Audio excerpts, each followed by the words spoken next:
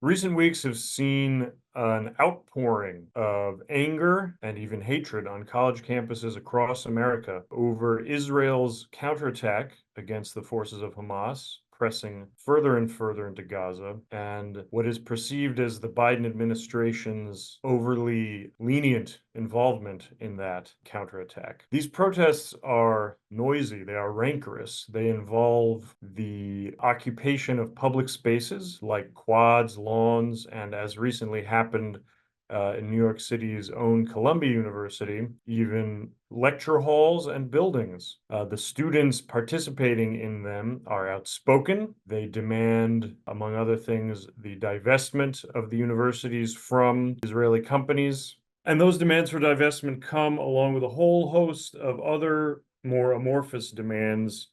But whatever the content of the protesters' anger and political outrage, there's no question that their tactics extend beyond what we traditionally think of as legally protected free speech, to wit, the occupation of public spaces, the construction of encampments, and actions and words that have been seen by many, particularly in the Jewish communities at these schools, as verging on threats and harassment. However one feels about the political position staked out by these protesters, what is not up for debate is the fact that they are engaged in classic tactics of civil disobedience, by which we should understand that they are deliberately breaking rules in order to demonstrate how unjust the rules are and to draw attention to what they perceive of as a larger injustice. The trouble is that, unlike many of their predecessors in the American left,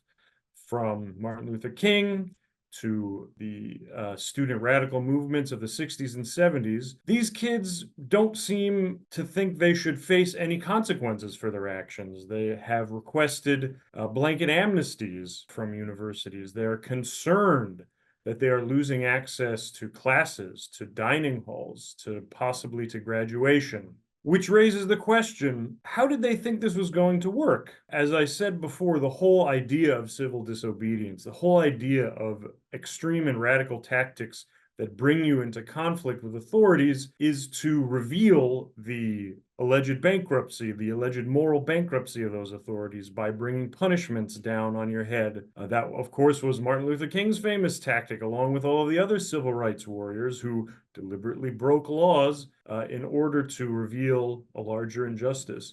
And they took their punishment. They were jailed, they were beaten, they suffered all kinds of horrible legal and extra-legal consequences. Today's protesters in the anti-Israel movement across university campus seem to be made of far less stern stuff, to the point that it baffled even veteran leftist, the Reverend Al Sharpton, who in an MSNBC interview, pointed out that if you break the rules, you must expect to pay the penalty, and that he himself had been jailed multiple times for his protest actions. What this means for the future of the movement is unclear, but it does suggest that its participants lack the courage of their convictions and also of their antecedents in the radical tradition of the American left.